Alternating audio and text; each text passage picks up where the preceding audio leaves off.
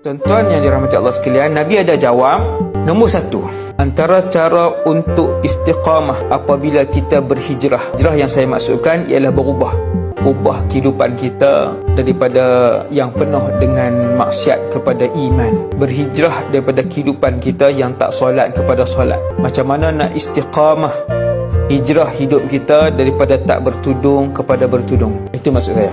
Nombor satu, mestilah hijrah itu ikhlas kerana Allah Subhanahu wa ta'ala. Ini tak ada lari.